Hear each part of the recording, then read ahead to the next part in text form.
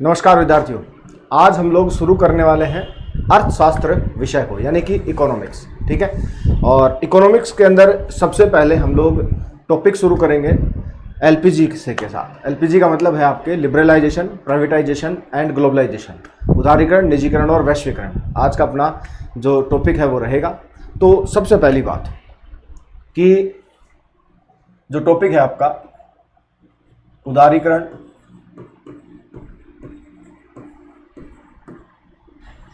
निजीकरण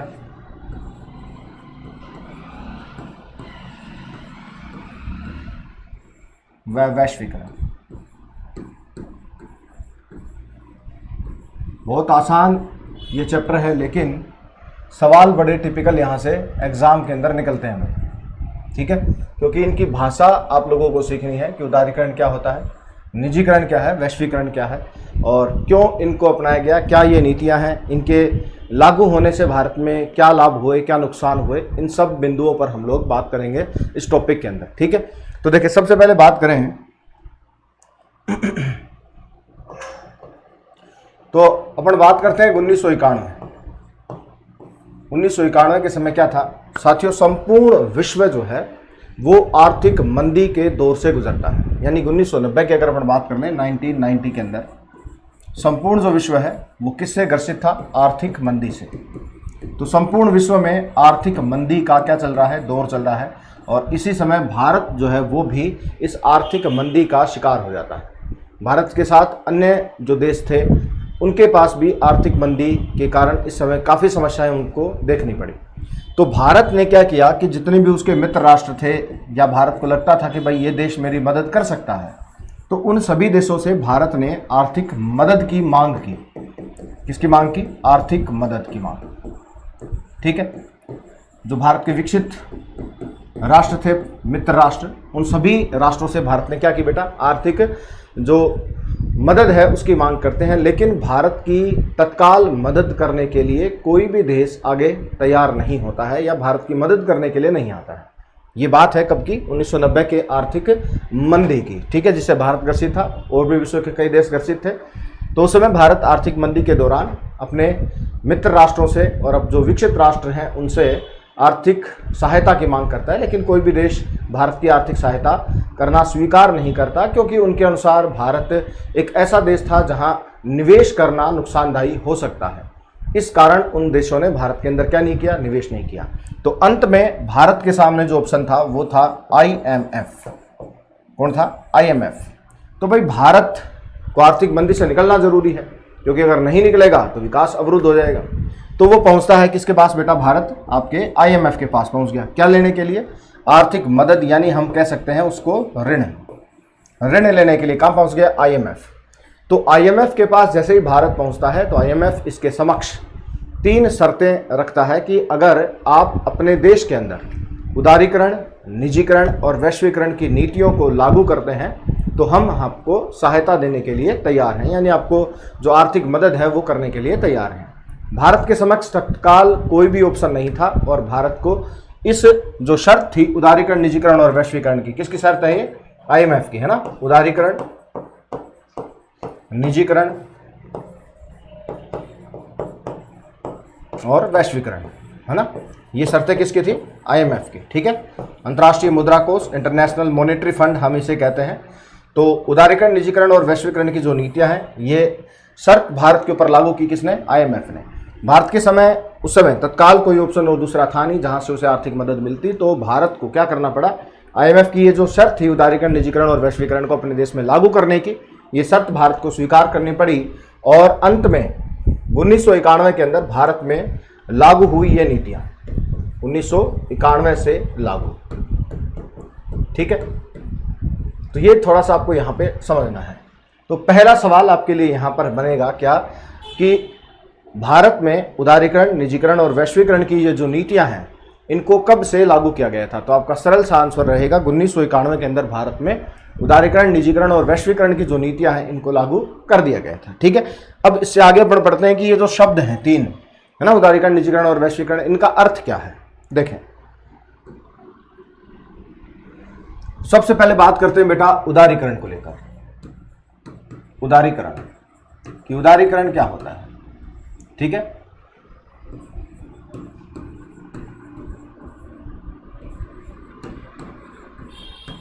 लिबरलाइजेशन आप इसे कह सकते हैं, उदारीकरण या लिबरलाइजेशन। देखो साथियों, कोई भी इंडस्ट्री या व्यापार या उद्योग, उस व्यापार या उद्योग को स्थापित करने, यानी कि उसकी स्थापना करने, स्थापित करने, उसे संचालित करने, संचालित करने यानी कि उसको चलाने, संचालित करने का मतलब क्या होता है, चलाना, संचालित करने, तथा उसे बंद करने, बंद करने से संबंधित क्या होती हैं, कुछ शर्त होती हैं, या हम कह सकते हैं कुछ कानून हैं, कुछ नियम हैं, है ना। तो उन शर्त, कानून या नियम जो होते हैं, या हम कह सकते हैं कि औपचारिकताएं जो होती हैं किसी भी कार्य को करने के पीछे, है ना। तो जो भी व्यापार या उद्योग था, उस व्यापार या उद्योग को स्थापित करने को लेकर, उसे संचालित करने को लेकर और उसे बंद करने को लेकर सरकार की कुछ नीतियां हुआ करती थी, कुछ औपचारिकताएं हुआ करती थी, कुछ शर्तें हुआ करती थी, कुछ कानून हुआ करते थे। ठीक है, तो उन शर्त या कानूनों को धीरे धीरे धीरे समाप्त करने की जो प्रक्रिया है उसे कहा गया उदारीकरण। ठीक है, तो इन सभी नियम या कानून, शर्तें जो हैं, इनको क्या करना, समाप्त करना, इनको समाप्त करने की प्रक्रिया क्या कहलाती है, उदारीकरण के नाम से जानी जाती है। ठीक है, लिबरलाइजेशन कहलाती है। अब इसकी डेफिनेशन जो है उसे मैं लिख देता हूं यहां पर। किसी उद्योग या व्यवसाय, ठीक है ना, एक ही बात है, उद्योग या व्यवसाय, उद्योग को स्थापित करने, संचालित करने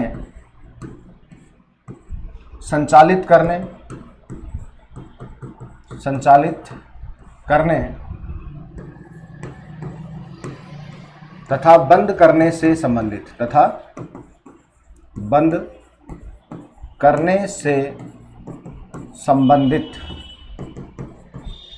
करने से संबंधित, औपचारिकताओं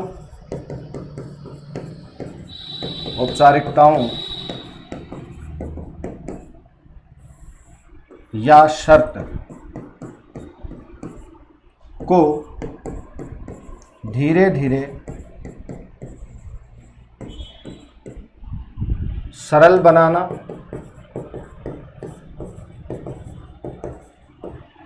या समाप्त करने की प्रक्रिया, समाप्त करने की प्रक्रिया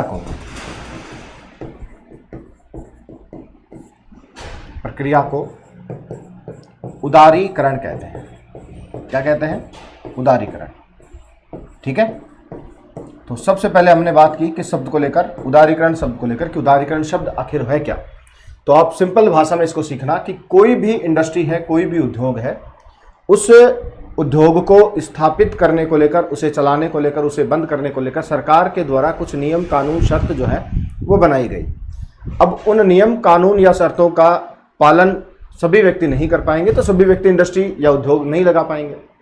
तो जो उदारीकरण, निजीकरण और वैश्वीकरण की नीतियां आपके भारत में अपनाई गई थी 1991 के अंदर, उसके बाद से ही सरकार के द्वारा उद्योगों को स्थापित करने, संचालित करने, बंद करने से संबंधित जो नियम, कानून, शर्त थे, उनको कुछ सरल बनाया गया, और धीरे धीरे जो टफ नियम थे, कठोर जो सरकार की नीतियां थी, उनको धीरे धीरे क्या कर दिया गया, समाप्त कर दिया गया, जिसके कारण आपके जो प्राइवेट सेक्टर है उसने गवर्नमेंट सेक्टर के अंदर प्रवेश किया, निवेश करना शुरू किया, और धीरे धीरे उदारीकरण की जो नीति है वो आगे बढ़ने लगी, और उद्योग धंधे जो है वो लगातार विकसित होते गए। तो ये जो नीति है इसे हम जानेंगे किसके रूप में, उदारीकरण के रूप में। ठीक है, नेक्स्ट बात करते हैं अगले बिंदु को लेकर।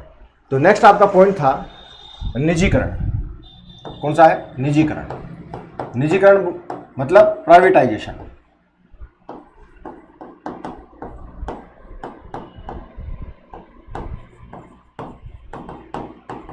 प्राइवेटाइजेशन, ठीक है, निजीकरण या आप इसे कह सकते हैं प्राइवेटाइजेशन। निजीकरण या प्राइवेटाइजेशन है क्या, तो देखिए बात समझे। 1991 से पहले की अगर अपन बात करते हैं तो आपके भारत के अंदर जितने भी उद्योग लगा करते थे वो सारे के सारे गवर्नमेंट सेक्टर यानी कि सार्वजनिक क्षेत्र में स्थापित हुआ करते थे। सरकार ही उनकी स्थापना करती थी और सरकार ही उनका संचालन वगैरह जो है वो क्या करती थी। मैक्सिमम जो इंडस्ट्री थी मैं उनकी बात कर रहा हूं, है ना। तो प्राइवेटाइजेशन का मतलब क्या है कि सरकार के द्वारा स्थापित जो सार्वजनिक क्षेत्र था या सार्वजनिक क्षेत्र के उद्योग थे, उन उद्योगों में किस सेक्टर को शामिल किया गया? निजी क्षेत्र को। और निजी क्षेत्र को शामिल करते हुए सरकार की हिस्सेदारी तो घटती गई और प्राइवेट सेक्टर की हिस्सेदारी धीरे धीरे बढ़ती गई। तो जैसे जैसे वो बढ़ती गई उन उद्योगों का क्या होता गया बेटा? निजीकरण होता गया। एक शब्द होता है राष्ट्रीयकरण और एक शब्द होता है निजीकरण। मान लो कोई भी इंडस्ट्री है, कोई भी उद्योग है, ठीक है ना, उस उद्योग में जब तक दो व्यक्ति हैं आपके पास, एक है सरकार और दूसरा है प्राइवेट सेक्टर, ठीक है। अगर इस प्राइवेट सेक्टर की हिस्सेदारी उस इंडस्ट्री के अंदर 51% से अधिक हो जाए, 51% से प्लस हो जाती है, तो उसे हम कह सकते हैं निजीकरण। क्या कह देंगे आप? निजीकरण, ठीक है ना। और यदि वहां पर सरकार की हिस्सेदारी 51% से अधिक हो जाती है तो उसे हम कह सकते हैं क्या बेटा? राष्ट्रीयकरण। यानी उसका क्या कर दिया जाए? फिर राष्ट्रीयकरण कर दिया जाए, ठीक है। तो आप लोग कई बार पढ़ते हैं राष्ट्रीयकरण शब्द को। तो राष्ट्रीयकरण का अर्थ यही होता है कि सरकार के जो अंश हैं, सरकार की जो हिस्सेदारी है, वो उस उद्योग, उस कंपनी, उस व्यवसाय के अंदर 51% से प्लस हो जाती है, तो फिर उसका क्या कर दिया जाता है? राष्ट्रीयकरण कर दिया जाता है। जैसे आपके भारत के अंदर जो वायुयान उद्योग है उसका राष्ट्रीयकरण किया गया है सरकार के द्वारा 1942 के अंदर, ठीक है, सुरक्षा कारणों को ध्यान में रखते हुए। ऐसे ही जलयान उद्योग है उसका भी राष्ट्रीयकरण किया गया, और जो इंडस्ट्री है उनका भी राष्ट्रीयकरण किया गया, बैंक है उनका राष्ट्रीयकरण किया गया, ठीक है। तो बैंकों का प्रथम चरण का जो राष्ट्रीयकरण है 19 जुलाई 1969 को होता है, ठीक है। प्रथम सबसे पहले 6 बैंकों का राष्ट्रीयकरण सरकार के द्वारा किया गया था। तो उस समय भी राष्ट्रीयकरण की शर्त थी कि भाई जिन बैंकों का जमा पूंजी जो है वो 50 करोड़ से अधिक है, उन्हीं बैंकों का राष्ट्रीयकरण किया जाएगा, ठीक है। तो ये सारी चीजें राष्ट्रीयकरण से संबंधित हैं। अपन बिंदु पर आते हैं वापस, निजीकरण। तो निजीकरण का मतलब मेरा इतना सा है कि अगर मान लो कोई भी इंडस्ट्री या उद्योग है, उस इंडस्ट्री या उद्योग के अंदर अगर किसी प्राइवेट सेक्टर की हिस्सेदारी 51% से अधिक हो जाती है तो उसे अपन क्या कह देंगे बेटा? निजीकरण कह देंगे, ठीक है। अब अगली बात में यहाँ करेंगे अपन निजीकरण की डेफिनेशन को लेकर कि निजीकरण की आखिर परिभाषा क्या है। देखें, तो निजीकरण माने सार्वजनिक क्षेत्र में, सार्वजनिक क्षेत्र में स्थापित उद्योगों में सरकार की हिस्सेदारी, सरकार की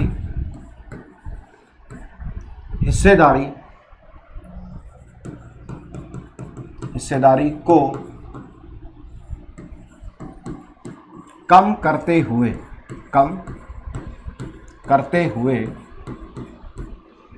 निजी क्षेत्र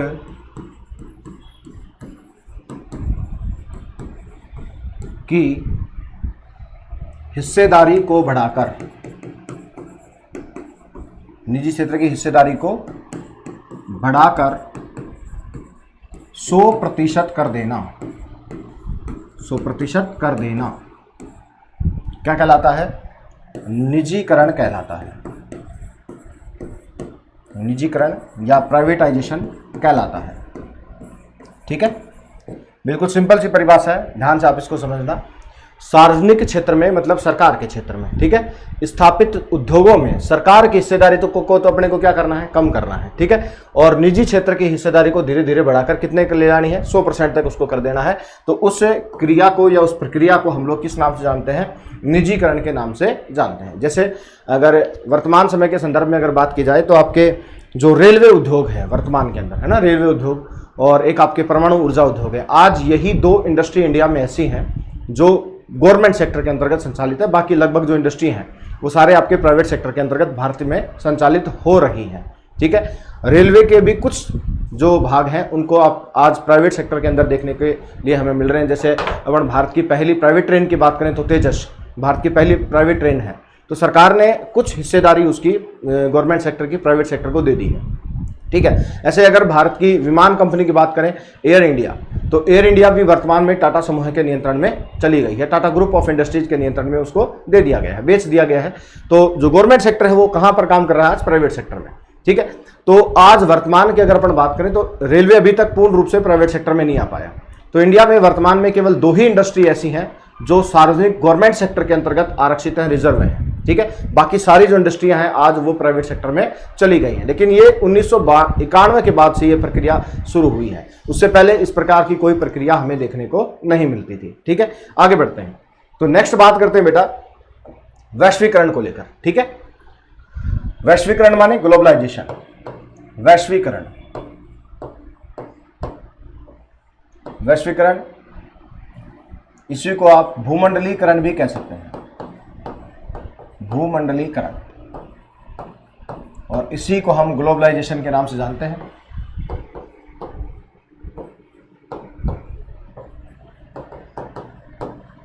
ठीक है, तो वैश्वीकरण कह दो, भूमंडलीकरण कह दो या ग्लोबलाइजेशन कह दो, बात एक ही है। अब सबसे पहले वैश्वीकरण आखिर है क्या? तो वैश्वीकरण को लेकर कुछ परिभाषाएं हम लोग पढ़ते हैं, आप लोग समझ जाएंगे कि वैश्वीकरण क्या है। देखें, सबसे पहली परिभाषा, अंतर्राष्ट्रीय व्यापार के अवरोधों को, अंतर्राष्ट्रीय व्यापार के अवरोधों को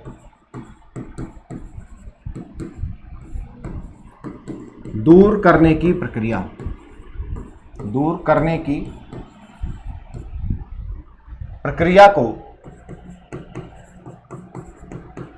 को वैश्वीकरण कहते हैं, वैश्वीकरण कहते हैं।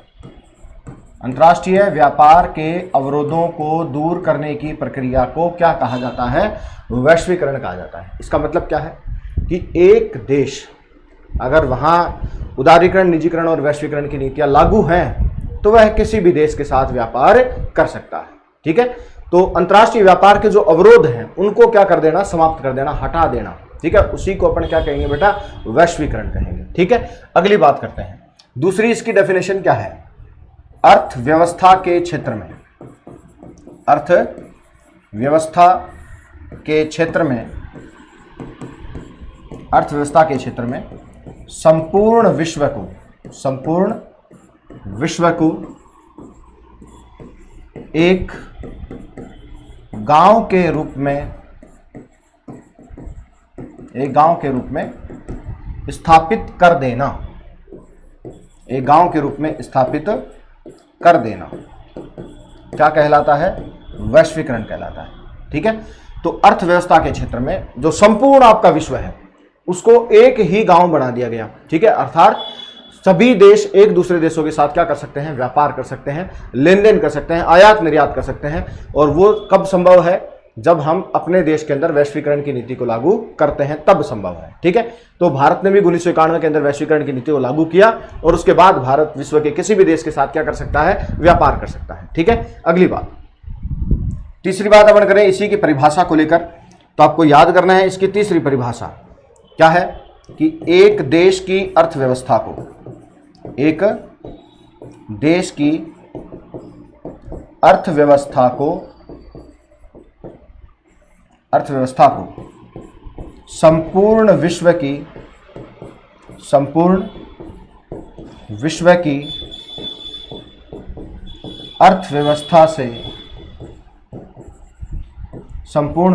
अर्थव्यवस्था से जोड़ देना, अर्थव्यवस्था से जोड़ देना वैश्वीकरण कहलाता है, वैश्वीकरण कहलाता है। एक देश की अर्थव्यवस्था को संपूर्ण विश्व की अर्थव्यवस्था के साथ जोड़ देना क्या कहलाता है? वैश्वीकरण। तो बेटा ये तीन जो डेफिनेशन आप लोगों के सामने है, ये तीनों की तीनों डेफिनेशन किससे संबंधित हैं? आपके वैश्वीकरण से संबंधित हैं। ठीक है, तो आप इनको आराम से अच्छी प्रकार से याद करना। तो हम लोगों ने सिंपल बात की कि उदारीकरण शब्द क्या है, निजीकरण शब्द क्या है और वैश्वीकरण शब्द क्या है, और भारत में इन नीतियों को लागू क्यों किया गया, कब किया गया। तो लागू किया गया 1990 की आर्थिक मंदी को ध्यान में रखते हुए भारत सरकार के द्वारा IMF से जो ऋण है, आर्थिक मदद है, उसकी मांग की गई और IMF ने भारत के समक्ष 3 शर्तें रखी कि अगर आप इन्हें अपने देश के अंदर लागू करते हैं तो हम आपको आर्थिक सहायता देने के लिए तैयार हैं। भारत के समक्ष तत्काल कोई ऑप्शन था नहीं, इसलिए 1991 के अंदर आपके भारत में उदारीकरण, निजीकरण और वैश्वीकरण की नीतियों को लागू किया गया। निजीकरण का मतलब मैंने आप लोगों को बताया कि 1991 से पहले आपके प्राइवेट सेक्टर के अंदर जो इंडस्ट्री है उनकी स्थापना नहीं की जा सकती थी, या अपन कहें कि हर व्यक्ति को ये अनुमति नहीं थी, या हर व्यक्ति इस प्रकार की सुविधा उसके पास उपलब्ध नहीं थी, सरकार का सहयोग उसके पास नहीं था कि वो उद्योग जो है उसको स्थापित कर सके। लेकिन 1991 की जो उदारीकरण और निजीकरण की या नीतियां हैं, इनके बाद से भारत में प्राइवेट सेक्टर धीरे धीरे डेवलप होना शुरू हुआ है, उसका विकास होना शुरू हुआ। तो निजीकरण का मतलब हम लोगों ने सीखा था क्या, कि सार्वजनिक क्षेत्र की जो उद्योग हैं उनमें सरकार की हिस्सेदारी को धीरे धीरे कम करते हुए निजी क्षेत्र की हिस्सेदारी को बढ़ाकर 100% कर देना क्या कहलाता है, निजीकरण। फिर हमने बात की थी किसको लेकर, उदारीकरण। तो उद्योग स्थापना को लेकर, उसे संचालित करने को लेकर और उसे बंद करने को लेकर जो औपचारिकताएं थी, नियम थे, शर्त थी, कानून थे, उनको धीरे धीरे सरल बनाया गया और अंत में उनको क्या कर दिया गया बेटा, समाप्त कर दिया गया। ठीक है, उस नीति को कहा गया उदारीकरण। और उसके बाद हम लोगों ने पढ़ा वैश्वीकरण। तो वैश्वीकरण की 3 परिभाषाएं आपके सामने हैं। कौन कौन सी?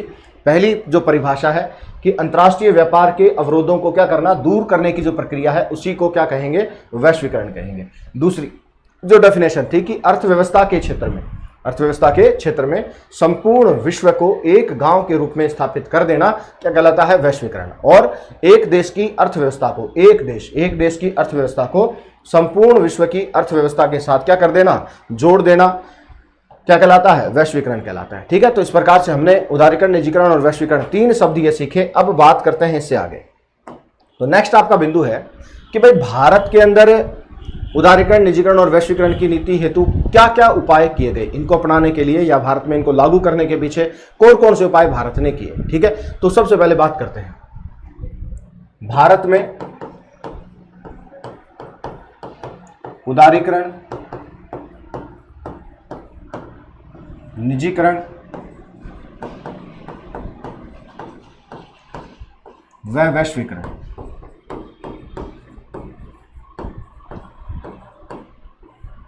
हेतु अपनाए गए उपाय। तो कौन कौन से अपनाए, भारत सरकार के द्वारा अपनाए गए इन नीतियों को लेकर, इन्हीं के संदर्भ में हम बात करने वाले हैं। देखो, पहला उपाय जो भारत सरकार के द्वारा किया गया वो क्या था, प्रशुल्क। इसी को कहते हैं तटकर, इसी को कह सकते हो आप टैरिफ को कम किया गया। पहला उपाय क्या किया गया भाई, जो प्रशुल्क है, तटकर है, टैरिफ है, एक ही शब्द है ये तीनों, इनका अर्थ एक ही है, उसको क्या किया गया, कम किया गया। अब कम करना क्यों जरूरी था, इसके पीछे भी आप समझेंगे थोड़ा सा। देखो, मान लो आपका भारत है, तो भारत अपना विदेशी व्यापार करता है अलग अलग देशों के साथ। फॉर एग्जाम्पल मान लो कि भारत का मुंबई बंदरगाह है यहाँ पे, और एक देश है आपका ब्रिटेन या मान लो यूएसए। कौन सा देश है भाई, यूएसए। ठीक है, तो यूएसए देश के साथ भारत का व्यापार कब हो सकता है, किस कंडीशन में हो सकता है। तो ये जो दोनों देश हैं, यूएसए की बात कर लें या अपन भारत की बात कर लें, दोनों देशों के बंदरगाह होंगे। क्या होंगे, बंदरगाह होंगे। ठीक है, भारत के जलीय क्षेत्र की जो सीमाएं हैं उनकी मैं बात कर रहा हूं। ठीक है, तो अगर मान लो कोई जलयान भारत से जा रहा है, तो वो जलयान अलग अलग जो कंपनियां हैं उनके प्रोडक्ट्स को लेकर, उनकी वस्तुओं को लेकर व्यापार करने के लिए जा रहा है। ठीक है, दूसरे देश के अंदर, है ना, मान लो यूएसए जा रहा है। ठीक है, तो सबसे पहले तो उस जलयान को या उन कंपनियों को सभी को यहां पर क्या चुकाना होगा, टैक्स चुकाना होगा, प्रशुल्क चुकाना होगा, तटकर चुकाना होगा। ठीक है, उसके बाद वह जलयान भारत से निकलेगा। ठीक, और भारतीय ये कंपनियों का वह प्रोडक्ट है तो उन पर टैक्स हो सकता है कम रहे। लेकिन जब ये वस्तुएं हैं, जहाज जो है आपके यूएसए पहुंच गया, तो यूएसए देश के द्वारा इस जलयान में आने वाली वस्तुओं पर क्या लगेगा बेटा, टैक्स लगेगा। उस टैक्स को ही क्या कहते हैं अपन, प्रशुल्क कहते हैं, उसी को तटकर कहते हैं, उसी को टैरिफ कहते हैं। ठीक है, अगर मान लो यह टैक्स अधिक है, टैक्स क्या है, अधिक है, बहुत ज़्यादा है, तो ज़्यादा होने की वजह से वस्तु की कीमत क्या हो जाएगी बेटा, बढ़ जाएगी, और वह वस्तु यूएसए के बाजार में बिकना कम हो जाएगी, उसका विक्रय जो है वो कम रहेगा। ठीक है, लेकिन अगर यूएसए उस वस्तु के ऊपर प्रशुल्क या तटकर की जो दर है, टैक्स की जो रेट है, दर है, उसे अगर कम रखता है तो वस्तु की कीमत भी कम रहेगी और उपभोक्ता उसे आसानी से क्रय करने में सक्षम रहेगा। तो सबसे जरूरी बात क्या हो गई, सबसे जरूरी बात हो गई कि अगर आपको अंतर्राष्ट्रीय व्यापार करना है तो आपको प्रशुल्क यानी तटकर जो है उसे कम करना पड़ेगा। अगर आप प्रशुल्क को कम नहीं करेंगे तो दूसरे देशों की जो वस्तुएं आपके देश के अंदर आ रही हैं वो वस्तुएं वहां पर विक्रय नहीं हो पाएंगी, क्योंकि वस्तु की कीमत आवश्यकता से ज्यादा बढ़ जाती है। ठीक है, तो सबसे पहला जो उपाय भारत के द्वारा किया गया उदारीकरण, निजीकरण और वैश्वीकरण की नीति को भारत में लागू करने के लिए, तो वो था प्रशुल्क तटकर या टैरिफ को कम किया गया। ठीक है, सेकंड उपाय भारत के द्वारा क्या किया गया, दूसरा उपाय, तो दूसरा उपाय भारत ने किया बेटा आयात अभ्यंश या मात्रा को समाप्त करना। आयात अभ्यंश या मात्रा, अभ्यंश या मात्रा को समाप्त किया गया, समाप्त किया गया। ठीक है, देखो इस लाइन का अर्थ क्या है, आयात अभ्यंश या मात्रा का अर्थ क्या होता है कि आप किसी भी देश से वस्तुओं का क्या कर सकते हैं, आयात कर सकते हैं। आयात अभ्यंश का मतलब ये है। ठीक है, और क्वांटिटी उनकी जितनी आपको आवश्यकता रहती है उस संबंधित देश से, उतनी मात्रा में आप उनको आयात कर सकते हैं। आयात करने के लिए आप किसी एक देश से बाध्य नहीं है, आप किसी भी देश से आयात कर सकते हैं और जितना आपकी जरूरत है उतना आप आयात कर सकते हैं, तो उसे अपन बोलते हैं आयात अभ्यंश। तो पहले ये लिमिटेड था, है ना, कि आप इसी देश से मैं आयात करूंगा, मैं दूसरे उस देश से आयात नहीं करूंगा। ठीक है, लेकिन 1991 की जो उदारीकरण, निजीकरण, वैश्वीकरण की नीतियां इनके लागू होने के बाद भारत स्वतंत्र है, वह किसी भी देश के साथ कितनी भी प्रकार का आयात कर सकता है, इसे बोलते हैं आयात अभ्यंश। ठीक है, थर्ड जो बात यहां पर की गई इंपॉर्टेंट है और इसको आप लोगों को याद करना है। तीसरा जो इंपॉर्टेंट बिंदु है, 1994 के अंदर, 1994 में तारा पारेकर समिति, तारा पारेकर समिति, तारा पारेकर समिति की सिफारिश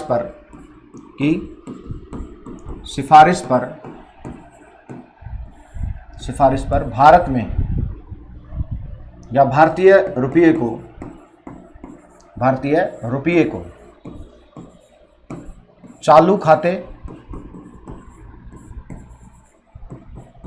व व्यापार खाते,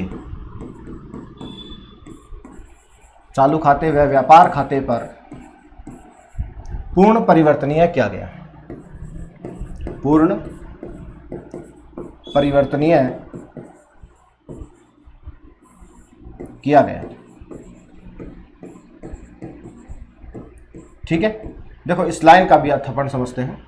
1994 में आपको ध्यान रखना है, ये सवाल बड़ा इंपॉर्टेंट है और परीक्षा में पूछे जाने की ज्यादातर इसकी संभावनाएं रहती हैं, आप इसको याद रखना।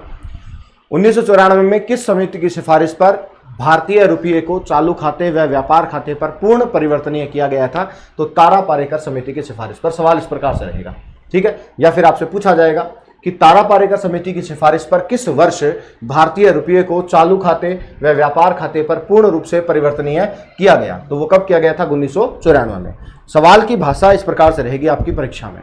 दूसरी बात हम यहां पर करना चाहते हैं क्या, कि रुपये का परिवर्तनीय, इसका अर्थ क्या है ना? आपके दिमाग में जो भी सवाल घूम रहा है वो ये हो सकता है कि सर पूर्ण परिवर्तनीय का अर्थ यहां पर क्या है, रुपये का पूर्ण परिवर्तनीय रूप क्या है, इसके बारे में बताएं। तो देखो साथियों, रुपये के पूर्ण परिवर्तनीय रूप का यहां पर अर्थ यह है कि भारतीय जो मुद्रा है, भारतीय जो रुपया है, उसके अंदर आप किसी भी देश की जो वस्तु है उसका क्रय विक्रय कर सकते हैं। यानी भारतीय रुपये को चालू खाते और व्यापार खाते पर पूर्ण रूप से क्या कर दिया गया? परिवर्तनीय कर दिया गया।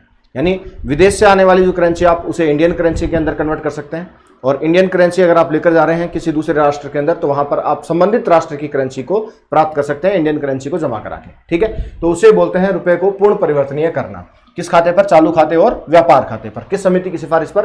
तारा पारेकर समिति की सिफारिश पर। कब? 1994 के अंदर। ठीक है, नेक्स्ट जो उपाय भारत में किया गया वो भी इंपॉर्टेंट है। चौथा उपाय क्या किया गया? तो चौथा उपाय किया गया, भारत में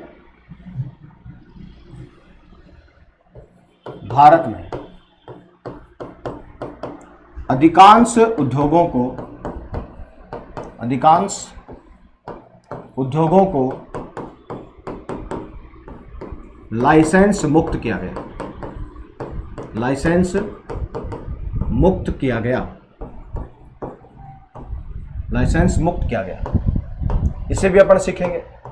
भाई 1991 से पहले आपके भारत के अंदर उद्योग चाहे किसी भी प्रकार का हो, उसे स्थापित करने को लेकर, उसे चलाने को लेकर से जो नियम या शर्तें हुआ करती थी वो बड़ी कठोर थी, इसलिए हर आदमी उनको स्थापित करने में सक्षम नहीं था।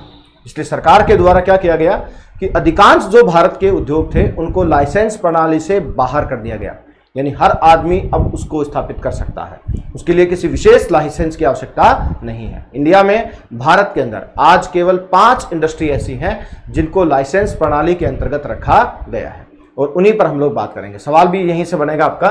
तो देखें, वर्तमान भारत में केवल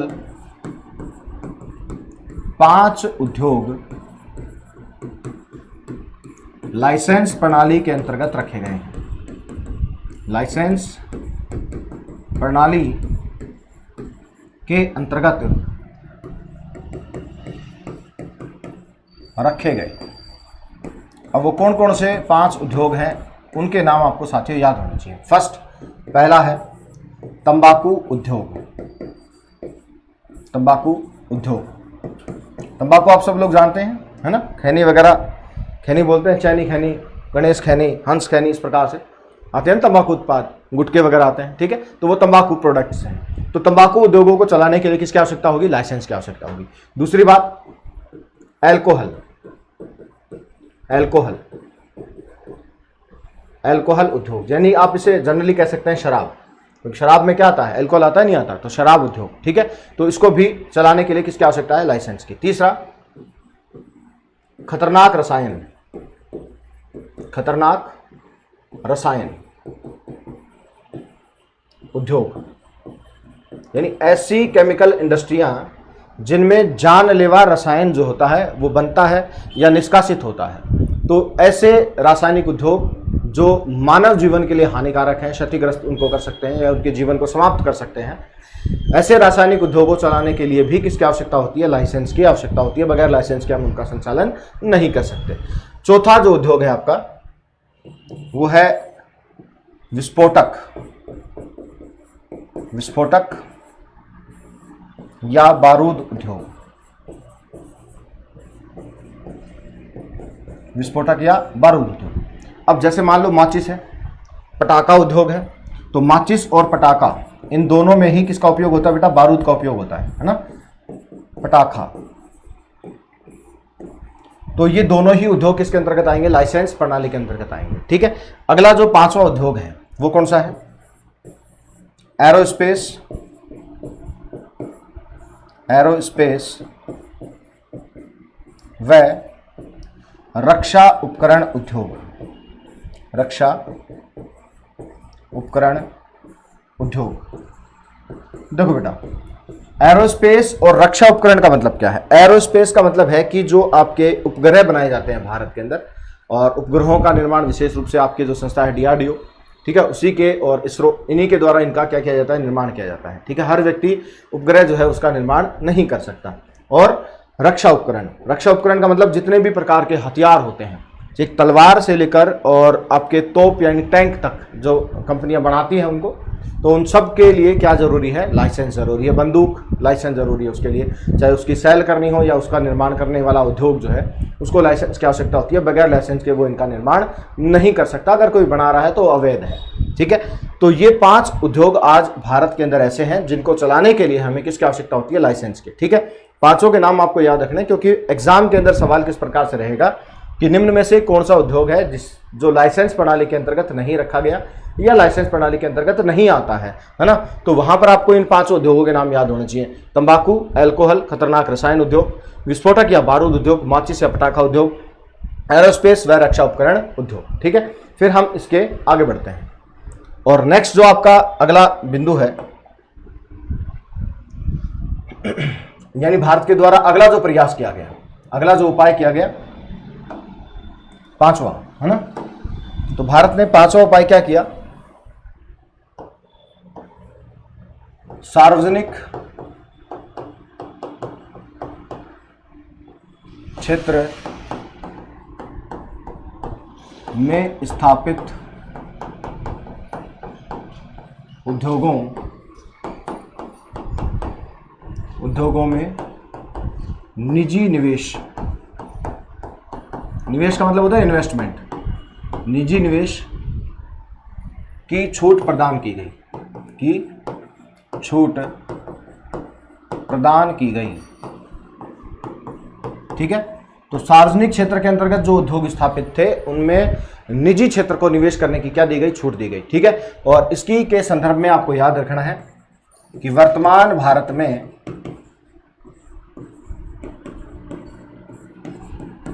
सार्वजनिक क्षेत्र में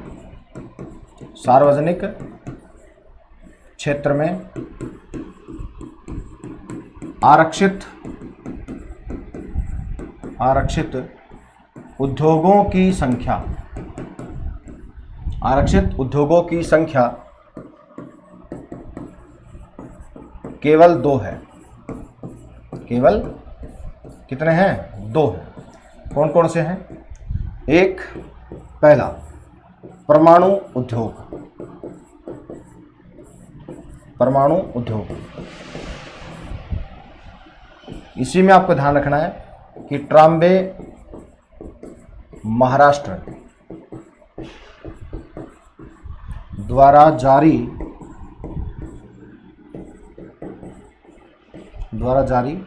परमाणु ऊर्जा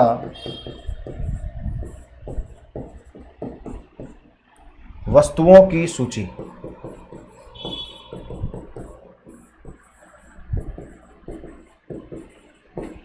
ठीक है, विशेष रूप से वे सभी वस्तुएं जो परमाणु ऊर्जा में काम में ली जाती हैं, वो सारे के सारे जो उद्योग हैं जो उनका निर्माण करते हैं वो रिजर्व हैं सार्वजनिक क्षेत्र के अंतर्गत। इसका मतलब क्या है, देखो यहाँ पर कि भारत में सार्वजनिक क्षेत्र में आरक्षित का मतलब होता है रिजर्व, मतलब कि ये उद्योग वो हैं जो सरकार के द्वारा ही स्थापित किए जाएंगे, इनकी स्थापना प्राइवेट सेक्टर के अंदर नहीं की जाएगी। ठीक है, उसको बोलते हैं सार्वजनिक क्षेत्र में आरक्षित उद्योग। तो आज भारत के अंदर सार्वजनिक क्षेत्र में केवल 2 ही उद्योग आरक्षित हैं, एक रेलवे और दूसरा परमाणु ऊर्जा। तो दूसरा जो उद्योग है साथियों वो कौन सा है, रेलवे उद्योग। ठीक है, इसके बाद भारत के द्वारा जो अगला महत्वपूर्ण उपाय किया गया, फेरा 1973 के स्थान पर फेमा 2000 को अपनाया गया भारत के अंदर। तो फेरा क्या है, फेमा क्या है, इन पर हम लोग बात करेंगे अपनी अगली क्लास के अंदर। धन्यवाद।